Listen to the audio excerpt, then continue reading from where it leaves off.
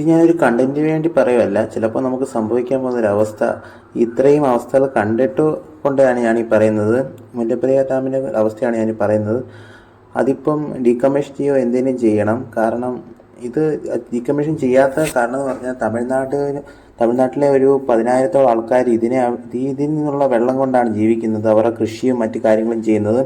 പക്ഷേ ഇപ്പോൾ നമുക്കിങ്ങനെ പ്രകൃതിക്ഷോഭങ്ങൾ ഉണ്ടാകുന്ന കാരണം ലാൻഡ് സ്ലൈഡുകളല്ല, ഭൂമി കുലുക്കങ്ങൾ ഉണ്ടാകുന്നത് കാരണം നമുക്കുടൻ തന്നെ ഇതിന് എന്തെങ്കിലും പരിഹാരം കണ്ടുപിടിക്കണം. ഒന്നിലിത് എന്തെങ്കിലും പുതിയതായിട്ട് പുതുക്കി പണിയുകയോ അല്ലേ എന്തെങ്കിലും ചെയ്യേണ്ട അത്യാവശ്യമാണ്.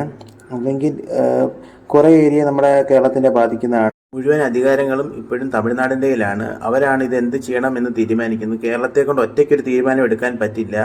പക്ഷേ ഇത് നമുക്ക് വലിയൊരു ഡേഞ്ചറാണ് വരുത്തുന്നത്. ഈ മാപ്പ് ഞാൻ ഇട്ടേക്കുന്നത് കാണുന്നത് പോലെ തന്നെ ഇത് ബാധിച്ചാൽ ഇത്രയും ഏരിയകൾ പൂർണ്ണമായി നശിക്കും. നമ്മളിപ്പോൾ കണ്ട ആ ദുരന്തത്തെക്കാൾ ഭയാനകമായിരിക്കും ഈ ദൃശ്യങ്ങൾ.